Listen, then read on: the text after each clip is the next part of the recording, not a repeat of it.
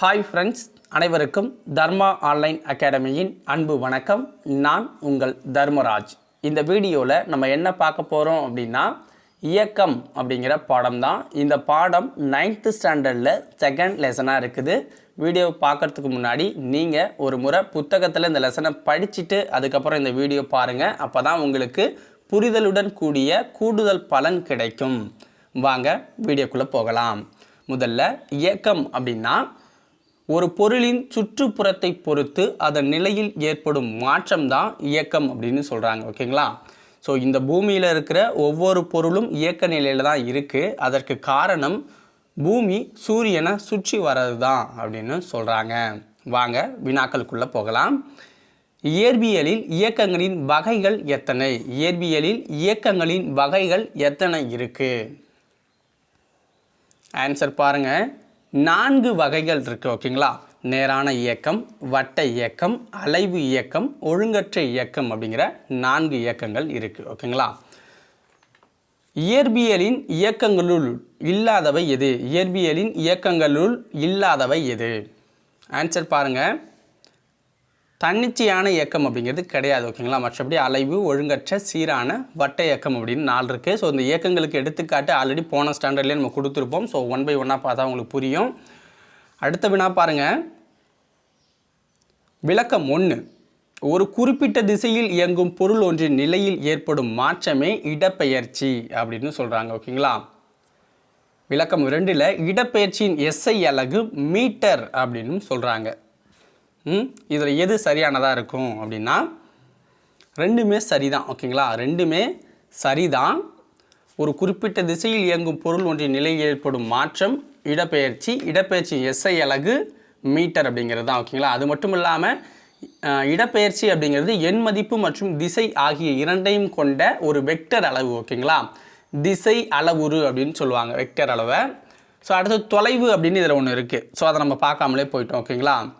So அதாவது ஒரு நகரும் பொருள் கடந்த பாதையின் நீளமே அப்பொருள் கடந்த தொலைவு அப்படின்னு நம்ம சொல்கிறோம். ஸோ இதையும் மீட்டரில் தான் குறிப்பாங்க.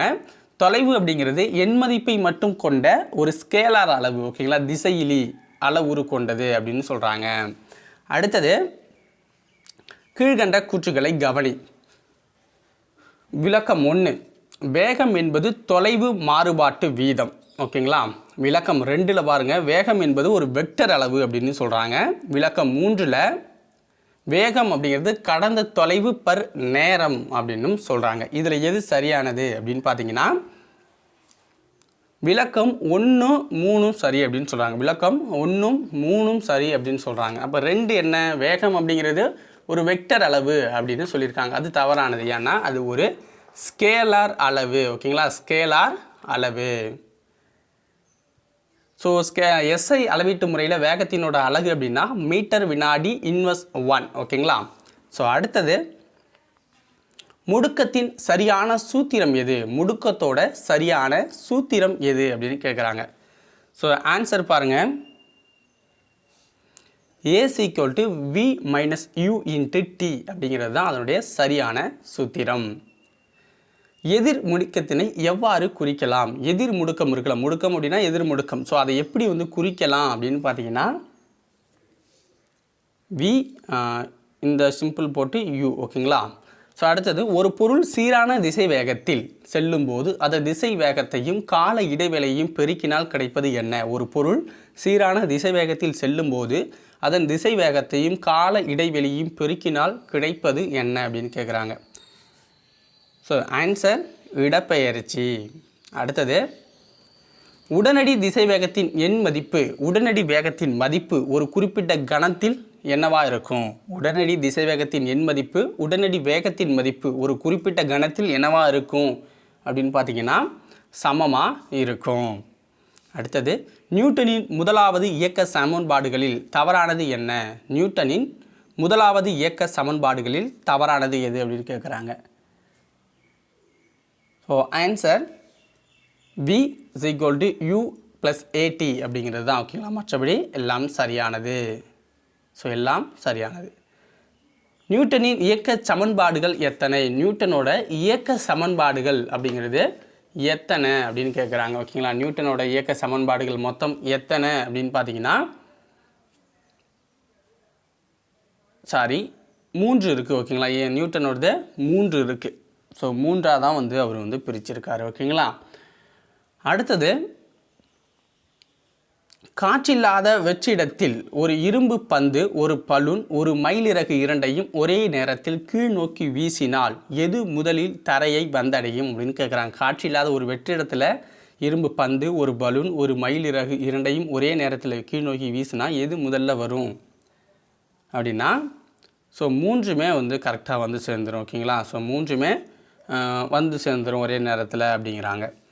நாம் ஒரு பொருளை செங்குத்தாக மேல் நோக்கி எரியும் போது ஜியின் மதிப்பை எவ்வாறு எடுத்துக்கொள்ள வேண்டும்? ஒரு பொருளை நம்ம செங்குத்தாக மேல் நோக்கி எறிகிறோம் அப்படின்னா நம்ம அதை வந்து எப்படி எடுத்துக்கணும் அப்படின்னு கேட்குறாங்க. ஸோ அது வந்து கிராவிட்டிக்கு ஆப்போசிட்டில் போகும். நம்ம மேல் நோக்கி தூக்கி எறியும் போது இந்த எர்த்திற்கு பாருங்கள், கிராவிட்டியோட மேல் நோக்கி, அதாவது ஆப்போசிட்டில் போகிறதால அதை நம்ம எப்படி சொல்லலாம் அப்படின்னு பார்த்தீங்கன்னா -g அப்படின்னு சொல்லலாம். ஓகேங்களா, -g அப்படின்னு நம்ம சொல்லலாம். ஸோ அடுத்தது, சீரான வட்ட இயக்கத்திற்கு தவறான எடுத்துக்காட்டு என்ன? சீரான வட்ட இயக்கத்திற்கு தவறான எடுத்துக்காட்டு என்ன? பூமி சூரியனை சுற்றி வர்றது, நிலவு சூரியனை சுற்றி வர்றது, நிலவு பூமியை சுற்றி வருவது, கடிகாரத்தின் வினாடி முள்ளின் இயக்கம். ஸோ இதை தான் வந்து சீரான வட்ட இயக்கத்திற்கு தவறான எடுத்துக்காட்டு இதில் எது அப்படின்னு பார்த்தீங்கன்னா நிலவு சூரியனை சுற்றி வர்றது தான் தவறான எடுத்துக்காட்டு. மற்றபடி பூமியை சூரியனை சுற்றி வர்றது சரிதான், சீரான வட்டக்கம். நிலவு பூமியை சுற்றி வர்றதும் சரிதான், கடிகாரத்தின் வினாடி முள்ளும் சரியாக தான், கரெக்டாக அது சீராக வந்துக்கிட்டே இருக்கும். ஓகேங்களா, ஸோ முரண்பாடுகள் எதுவும் இருக்காது. அடுத்தது, மைய நோக்கு முடுக்கத்தின் சூத்திரம் என்ன? மைய நோக்கு முடுக்கத்தோட சூத்திரம் என்ன? ஓகேங்களா, ஒரு பொருளினுடைய திசை வேகத்தின் எண் மதிப்பு அல்லது திசை அல்லது இரண்டுமே மாறுபட்டால் அப்பொருள் முடுக்கப்படுகிறது அப்படின்னு சொல்லலாம் அப்படின்னு சொல்கிறாங்க. ஓகேங்களா, அதில் மைய நோக்கு விசையினோட மைய நோக்கு முடுக்கத்தின் சூத்திரம் என்ன அப்படின்னா A = v.v/r. ஓகேங்களா, அடுத்தது மைய நோக்கு விசையின் எண் மதிப்பு என்ன? மைய நோக்கு விசையின் எண் மதிப்பு அதை வந்து நியூ புக்கில் பார்த்தீங்கன்னா v²/r அப்படின்னு கொடுத்துருப்பாங்க. ஓகேங்களா, அதெல்லாம் வந்து கன்ஃபியூஸ் பண்ணிக்குவாங்க, ரெண்டும் ஒன்று தான். v²னாலும் ஒன்று தான், v அப்படின்னாலும் ஒன்று தான். ஓகேங்களா, ஸோ அடுத்தது மைய நோக்கு விசையின் எண் மதிப்பு. ஸோ மைய நோக்கு விசையோட எண் மதிப்பு என்ன அப்படின்னா F(m.v.vr). ஓகேங்களா, இதையும் அப்படி தான் கொடுத்துருப்பாங்க, m.v²r அப்படின்னு கூட கொடுத்துருக்கலாம். ஓகேங்களா, ஸோ இதெல்லாம் ஒரு பெரிய மேஜர் இது கிடையாது. ஸோ அடுத்தது, ஈர்ப்பு விசை, உராய்வு விசை, காந்த விசை, நிலை மின்னியல் விசை மற்றும் இது போன்ற எந்த ஒரு விசையும் மைய நோக்கு விசை போன்று செயல்படும் அப்படின்னு சொல்கிறாங்க. அடுத்தது பாருங்கள், மைய நோக்கு விசை போல செயல்படும் விசை இவற்றுள் எது? ஸோ இப்போ தான் சொல்லிட்டல, மைய நோக்கு விசை போல செயல்படுறது ஈர்ப்பு விசை, உராய்வு விசை, காந்த விசை அனைத்துமே. ஓகேங்களா, ஸோ அடுத்தது, கீழ்கண்ட கூற்றுகளை கவனி. விளக்கம் 1, மைய விலக்கு விசை மைய நோக்கு விசை செயல்படும் திசைக்கு எதிர் திசையில் செயல்படும். விளக்கம் 2, மைய விலக்கு விசை எண் மைய நோக்கு விசையின் எண் மதிப்பிற்கு சமமாக இருக்கும். ஸோ யாரி இருக்காது அப்படின்னு சொல்கிறாங்க. ஸோ இதுக்கு சரியான விடை என்ன அப்படின்னா விளக்கம் 1 மட்டும் சரி, விளக்கம் 1 மட்டும் சரி அப்படின்னு சொல்கிறாங்க. ஓகேங்களா,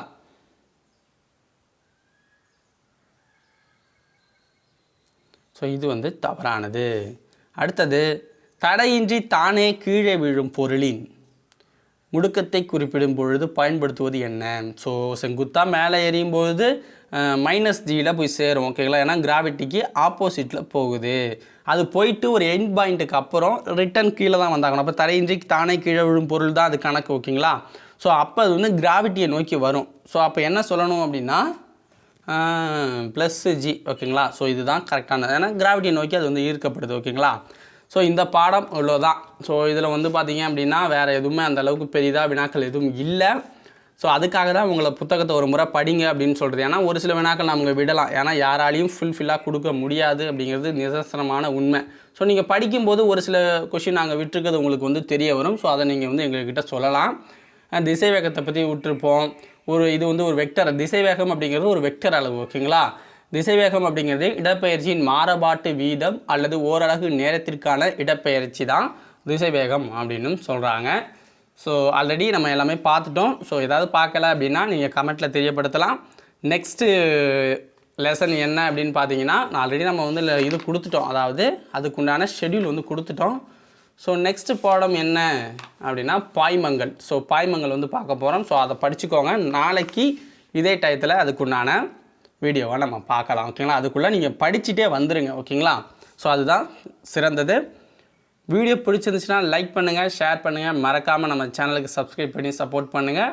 அனதர் ஒன் வீடியோவில் சந்திக்கலாம். நன்றி, வணக்கம்.